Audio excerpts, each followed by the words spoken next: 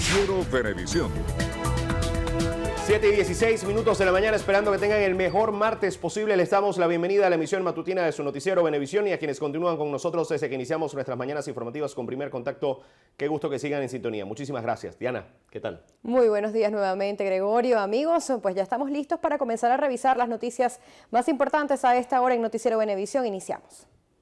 El Consejo Nacional Electoral aprobó el corte de registro electoral que indica que más de 20 millones de personas estarán habilitadas para ejercer su derecho al voto. A través de sus redes sociales, el Poder Electoral detalló que de esta cifra, 20.722.499 son venezolanos y 225.656 son extranjeros. Esta información se dio a conocer luego de que el pasado jueves 24 de agosto, la Asamblea Nacional designara a la nueva directiva conformada por 5 rectores principales que tendrán como función organizar las elecciones presidenciales del próximo año.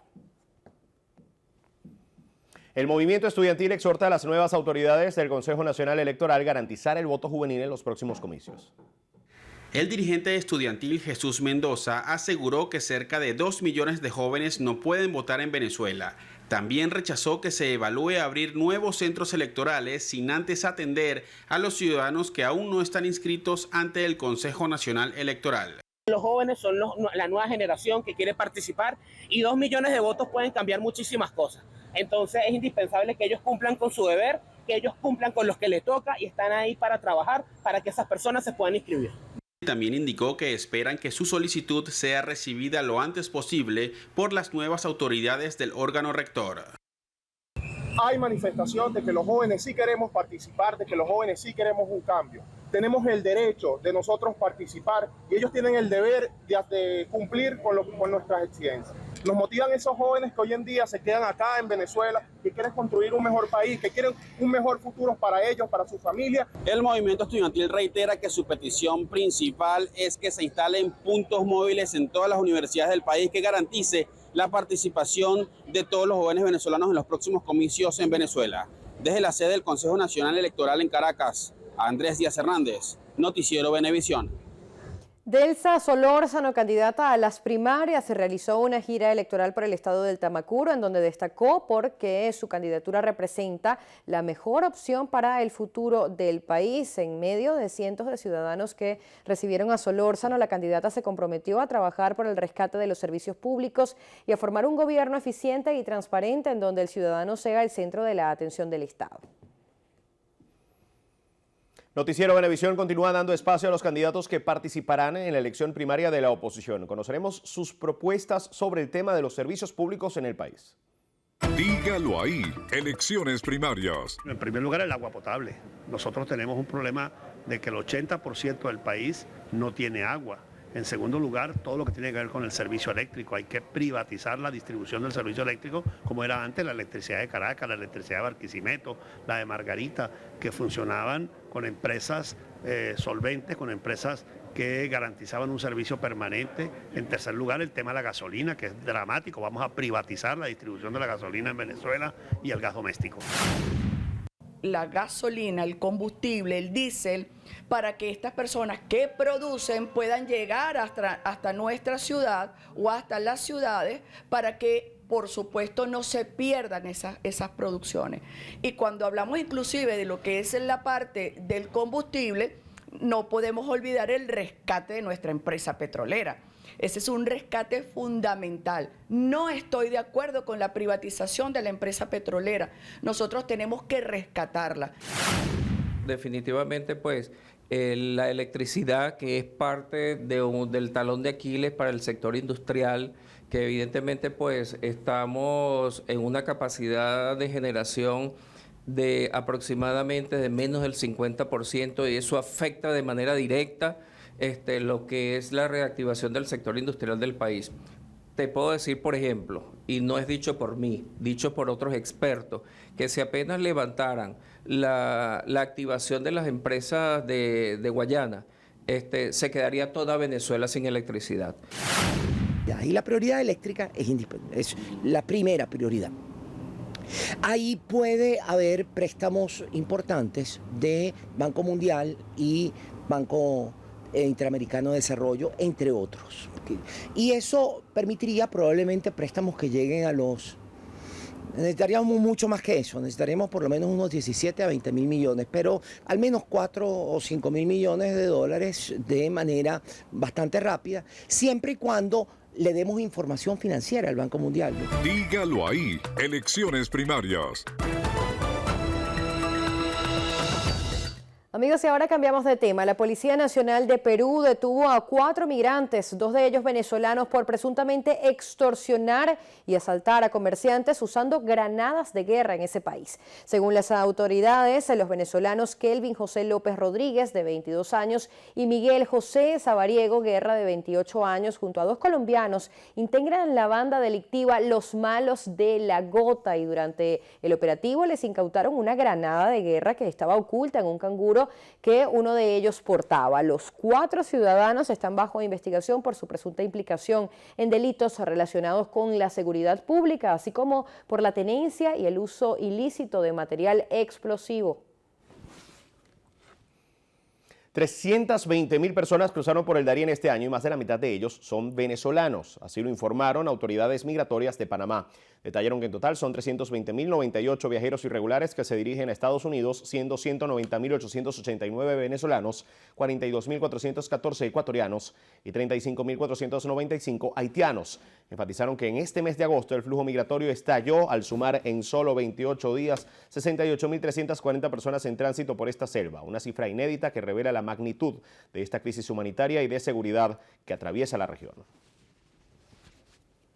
Muy atentos con las picaduras de zancudos, porque los casos de dengue en Venezuela aumentaron de 5 a 40 casos semanales. Esto según datos revelados por la Sociedad Venezolana de Infectología. El ente advirtió que solo en el primer semestre de 2023 el número de casos se duplicó en comparación con las cifras reportadas el mismo periodo, pero del año 2022. La vicepresidenta de la Sociedad Venezolana de Infectología, Patricia Valenzuela, detalló que solo en Caracas se han registrado 409 casos y se estima que los números aumenten para el segundo trimestre de este año en la temporada de lluvias. La Comisión de Ecología y Desarrollo Sustentable del Consejo Municipal de Chacao informó que han realizado más de 2.000 jornadas de fumigación en 17 urbanizaciones de la jurisdicción para combatir al mosquito transmisor del dengue. En el marco del Día Internacional contra el Dengue, el presidente de la comisión, Ilmer Escalona, aseguró que el servicio ha sido gratuito, atendiendo las solicitudes de la comunidad de ejecutar planes que permitan controlar y reducir la cantidad de mosquitos que pueden propagar la enfermedad. Más de 2.200 fumigaciones ejecutadas, atendiendo a casi 30.120 familias en 17 urbanizaciones y 9 sectores populares que comprenden todo el territorio del municipio de Chacao. Estas fumigaciones son de tipo focal, contra vectores que producen el dengue, la enfermedad del dengue, y de manera preventiva vamos a los espacios comunes, la fosa de los ascensores, los jardines y la fuente de las residencias vecinales. Escalona destacó la importancia de limpiar los patios de las casas y eliminar objetos que acumulen agua, tener tapados los recipientes donde almacenan el agua para uso doméstico y definitivamente no acumular cauchos viejos en los patios. Esto con el objetivo de evitar la aparición de focos de mosquitos. La Cámara Nacional de Talleres Mecánicos solicitó los certificados de calidad para repuestos importados. El presidente de Canatame, Gino Fileri, expresó que se debe priorizar la calidad de las autopartes y promoverse medidas para que los repuestos tengan un certificado que avale que son de alto nivel, lo que incidirá en tener una buena comercialización y a su vez ofrecerá al comprador una garantía. Asimismo, Fileri anunció que la institución registró a más de 50 nuevos afiliados y próximamente realizarán una certificación de los talleres mecánicos junto a Sencamer y el INSES. 7:26 de la mañana, tiempo de hacer nuestra primera pausa. Pero al regreso tenemos más información para ustedes, quédense con nosotros.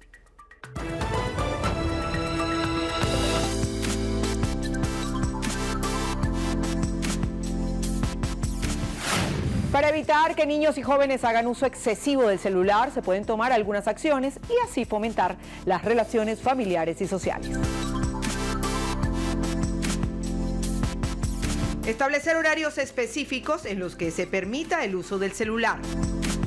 Crear espacios libres de tecnología. áreas donde la familia se enfoque en interactuar y conversar con los pequeños de la casa. Promover actividades que involucren a miembros de la familia y amigos, como juegos, salidas al aire libre, deportes. Modelar comportamientos. Los adultos deben dar el ejemplo y evitar el uso excesivo del celular. No usarlo durante la hora de dormir y mantenerlo en silencio en reuniones o eventos sociales. Explorar alternativas. En lugar de depender en exceso del teléfono como fuente de entretenimiento, realizar actividades como lectura, ejercicio o tocar algún instrumento. Recuerda que el objetivo es encontrar un equilibrio saludable entre el uso del celular y el tiempo dedicado a las relaciones familiares y amistades.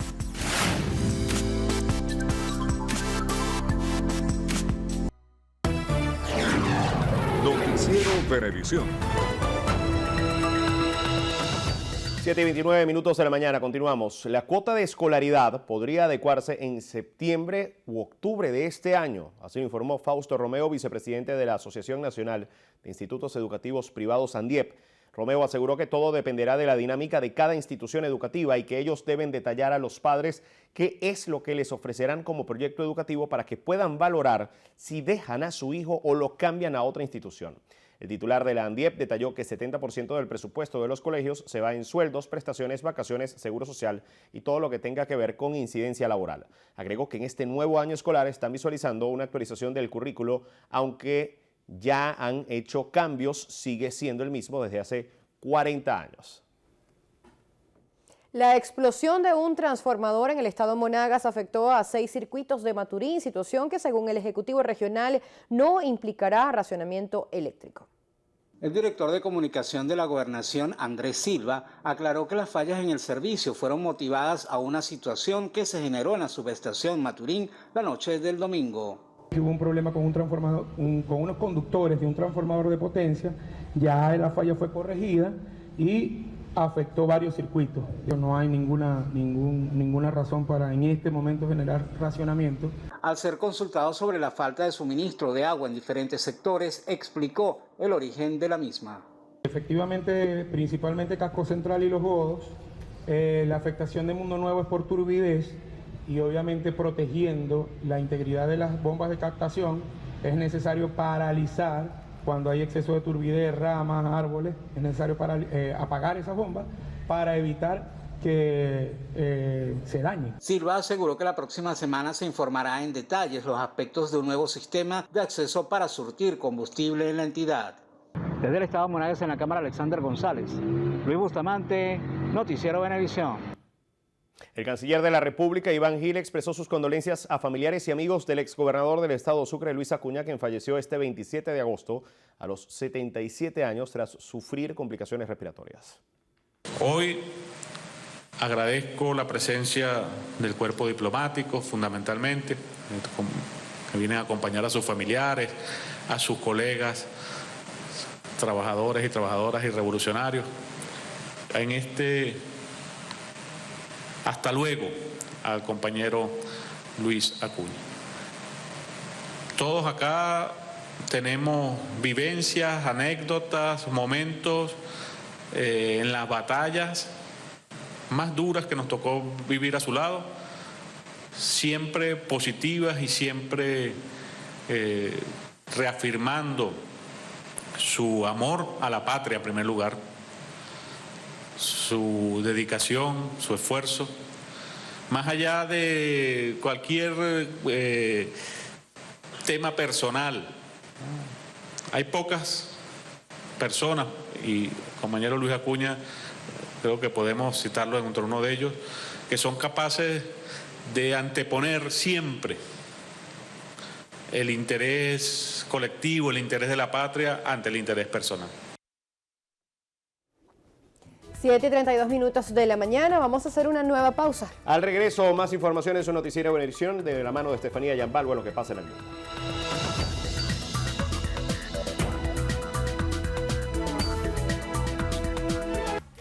Venevisión.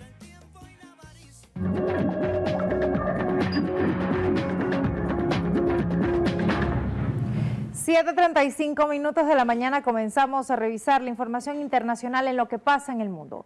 Iniciamos en Colombia, donde centenares de transportistas y motorizados salieron este lunes a las calles de Bogotá y otras ciudades del país para protestar contra el alza del precio de la gasolina. La situación también provocó bloqueos. Los asistentes se concentraron frente al Ministerio de Transporte para exigir una negociación al gobierno. Sin embargo, el ministro de Hacienda, Ricardo Bonilla, indicó que el Ejecutivo no ha subido el precio del diésel ni ha contemplado este año aumentar sus precios.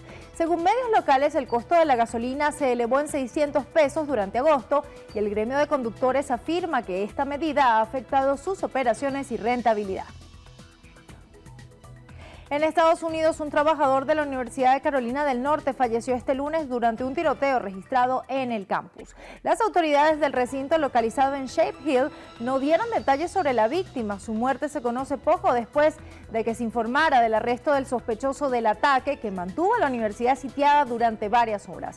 Precisamente 3 horas y 15 minutos después, tanto la policía local como ese centro universitario indicaron que la situación se había resuelto. Sobre el atacante tampoco se han dado más detalles. Según un testigo, muchos alumnos se encerraron en los edificios mientras los agentes armados registraban el campus.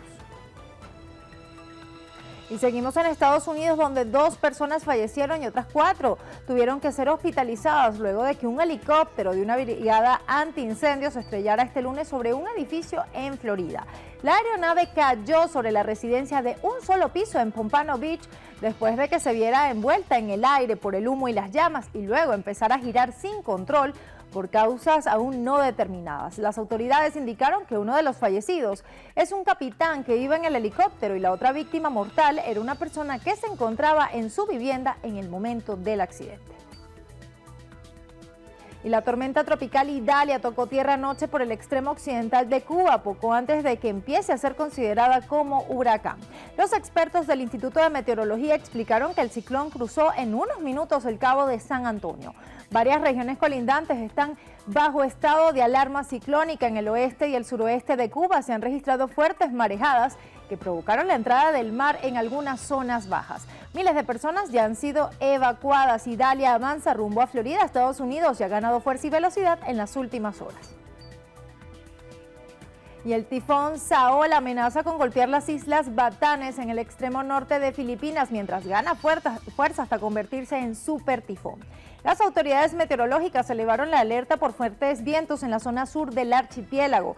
Ya el fenómeno dejó fuertes vientos y lluvias durante este fin de semana cuando pasó más cerca de la costa este de la isla de Luzón, antes de alejarse, virar y poner rumbo hacia el norte del territorio. En Guatemala, el presidente electo Bernardo Arévalo de León rechazó la decisión del Tribunal Supremo Electoral de suspender de forma provisional a su partido político, el Movimiento Semilla, con el que ganó las elecciones, por lo que anunció medidas legales para revertir esta acción. El ente electoral decidió la medida, en este caso, por una orden emitida por un juez penal el pasado 12 de julio por un supuesto caso de firmas falsas en 2018. El mandatario electo indicó que la medida no tiene validez. Hoy el equipo jurídico de Semilla presentará un recurso de nulidad para detener la suspensión.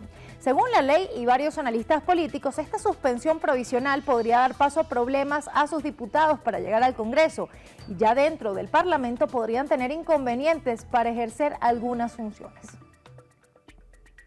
En Reino Unido, un problema técnico afectó los sistemas de control de tráfico aéreo, lo que está provocando alteraciones en los vuelos de distintas compañías. Las autoridades aplicaron restricciones en el flujo de tráfico a fin de mantener la seguridad, aunque no aclararon cuál es el origen del fallo ni estiman cuánto tiempo podrían durar las tareas para repararlo.